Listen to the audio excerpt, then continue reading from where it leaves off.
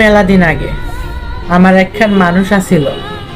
কোনো এক সন্ধ্যায় আমারে কইছিল, আপনি আমার পড়া, আপনারে ছাড়া আমার ফাঁকা ফাঁকা লাগে, ঘুম হয় না ঠিকঠাক।